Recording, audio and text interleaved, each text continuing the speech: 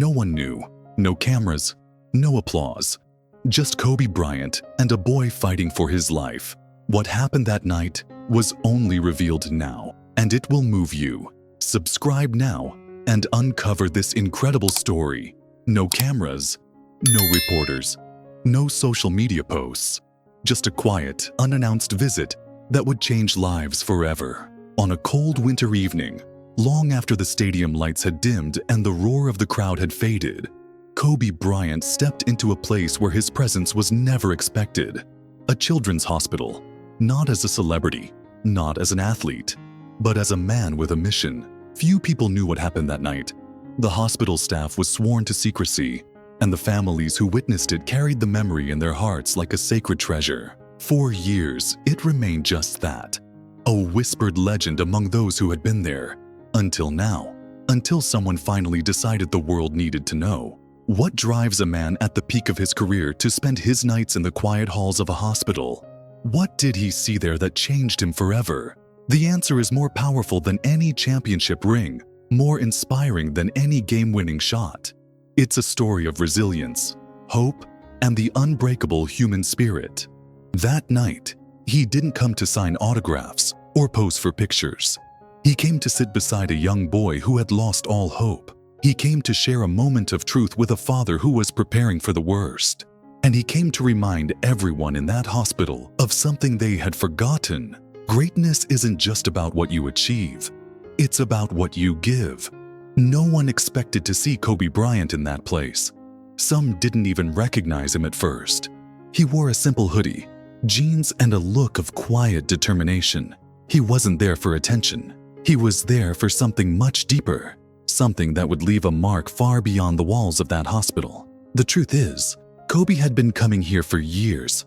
Not just once, not just for a publicity stunt, but again and again, always in secret, always on his own time. Some of the kids he met never made it. Some defied the odds. But all of them carried with them a moment of greatness. Not the kind found on a basketball court, but the kind that lives in the soul. And as the night went on, one moment changed everything. One conversation, one promise, one decision that would reveal the true heart of a champion. No cameras, no reporters, no social media posts. Just a quiet, unannounced visit that would change lives forever. On a cold winter evening, long after the stadium lights had dimmed and the roar of the crowd had faded, Kobe Bryant stepped into a place where his presence was never expected. A children's hospital, not as a celebrity, not as an athlete, but as a man with a mission. Few people knew what happened that night.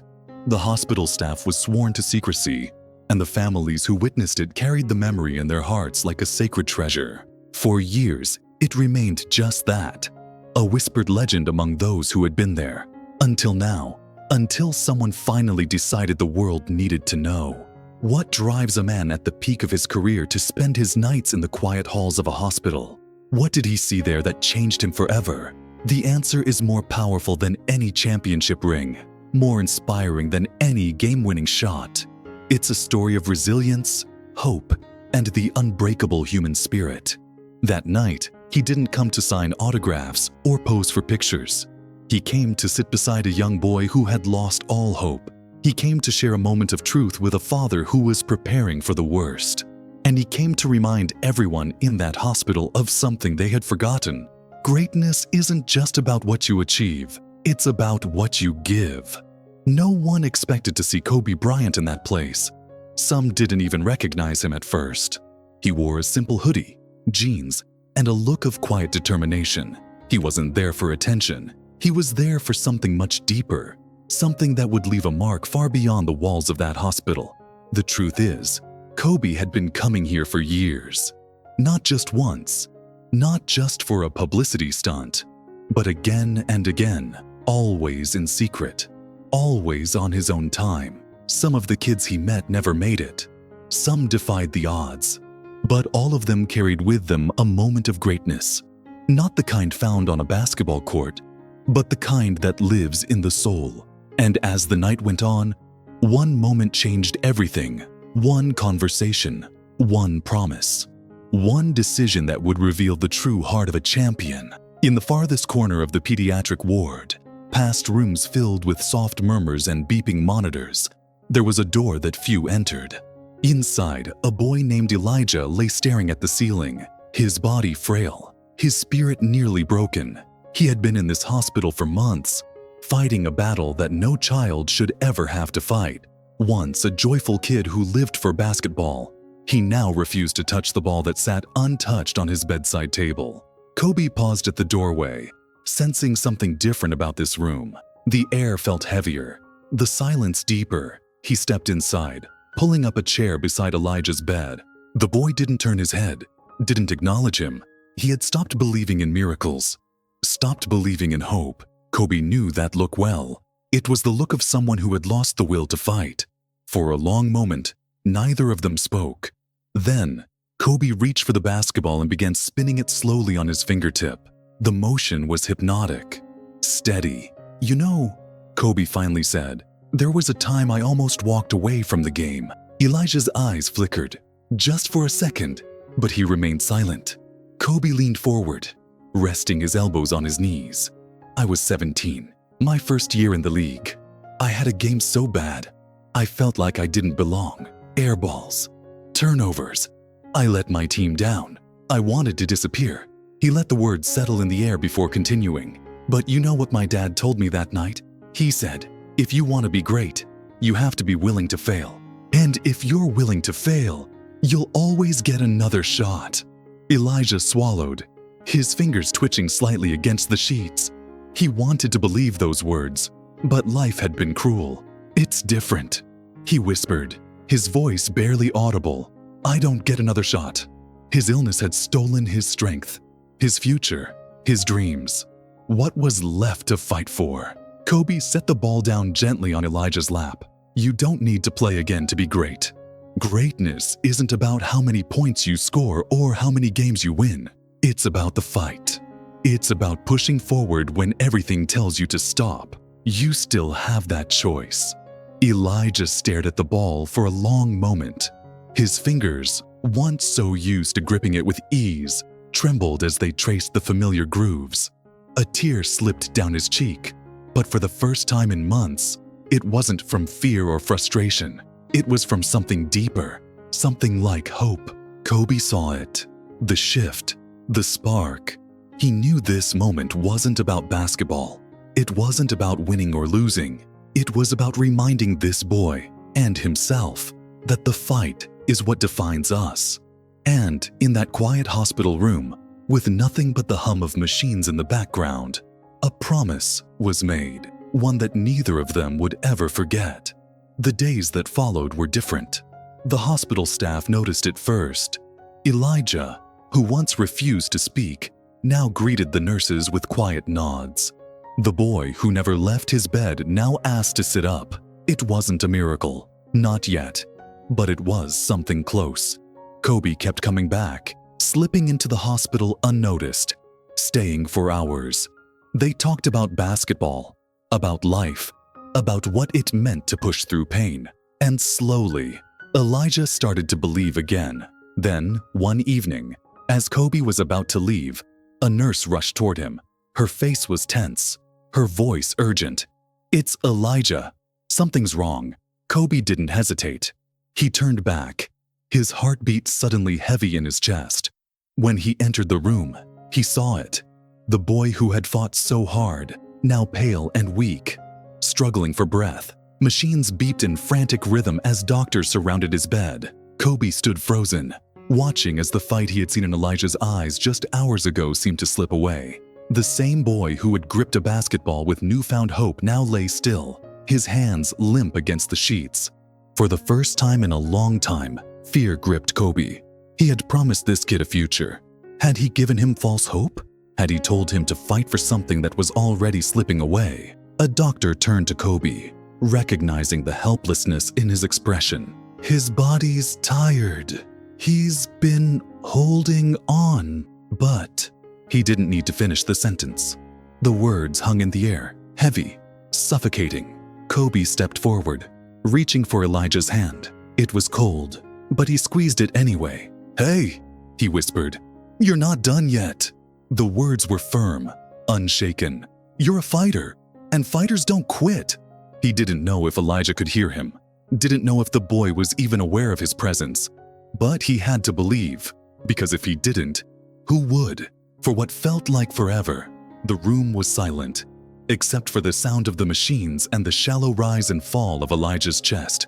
And then, just as quietly as the moment had darkened, something changed. A flicker, a twitch in the boy's fingers, a slow inhale. His grip tightened, barely, but enough.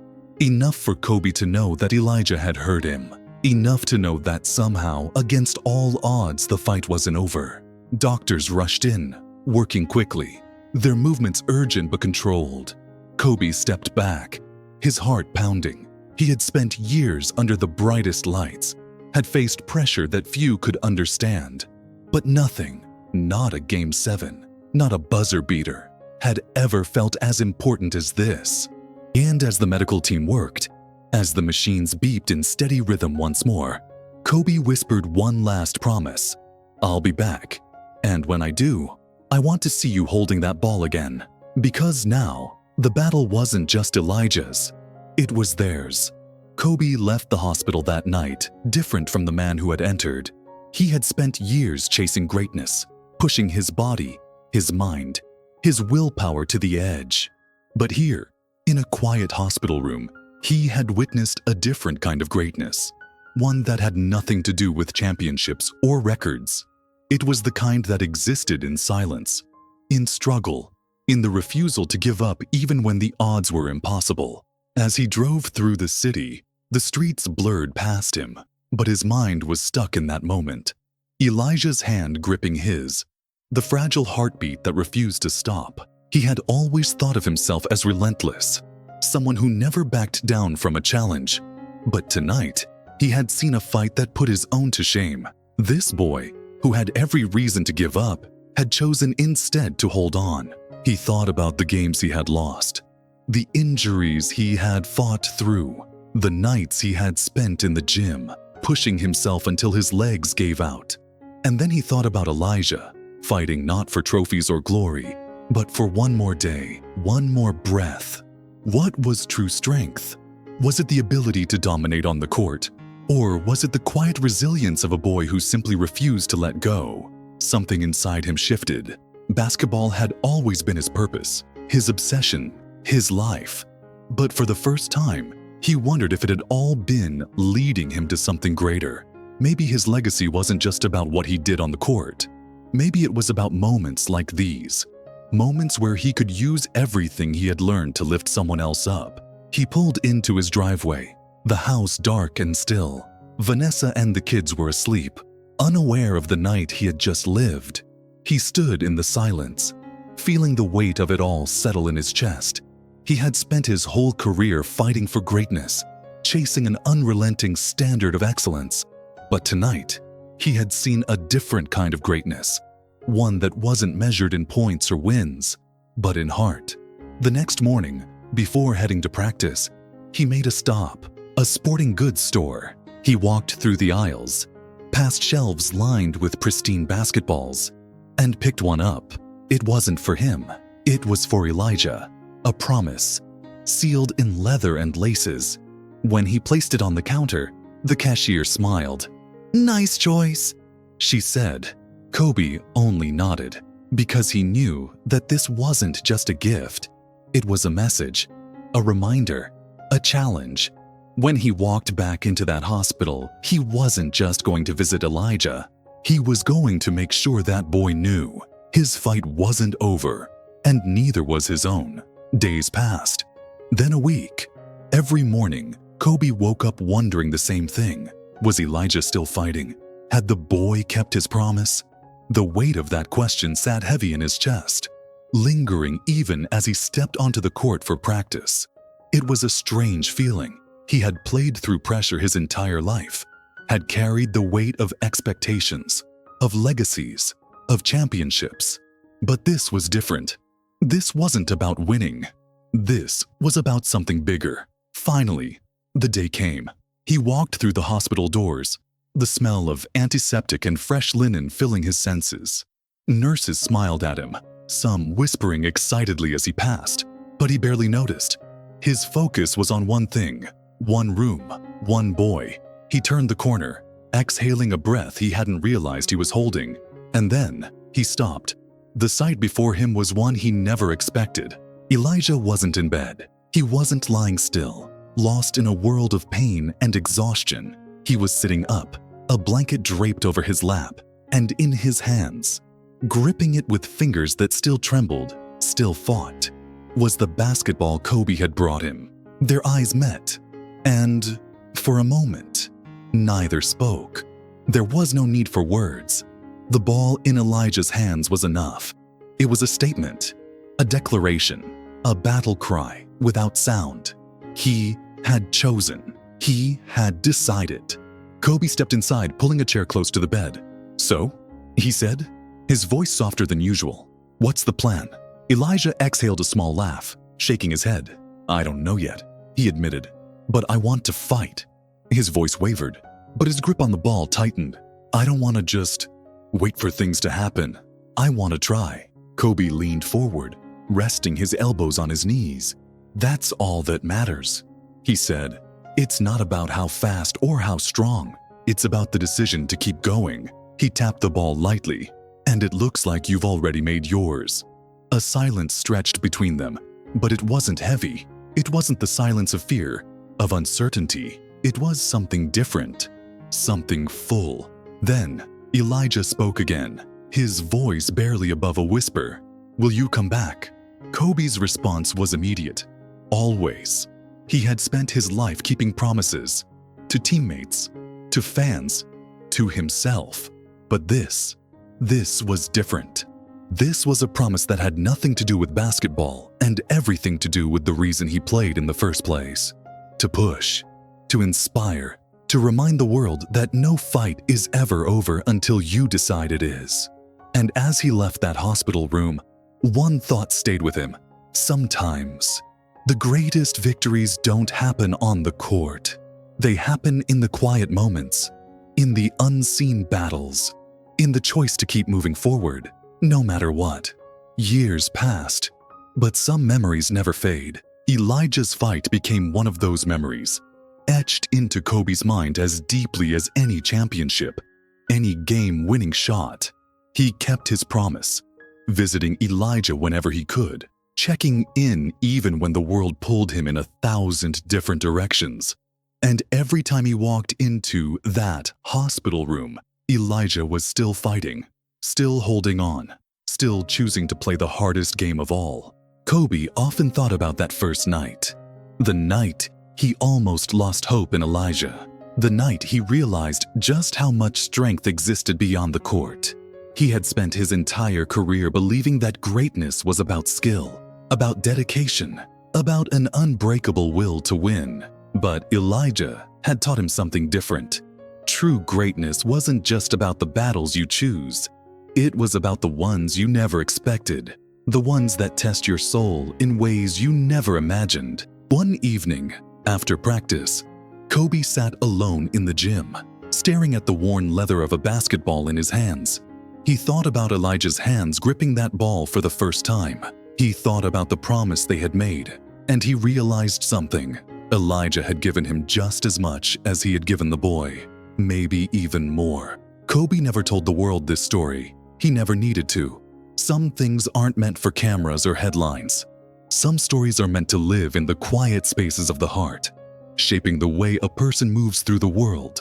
But those who knew him best saw the change.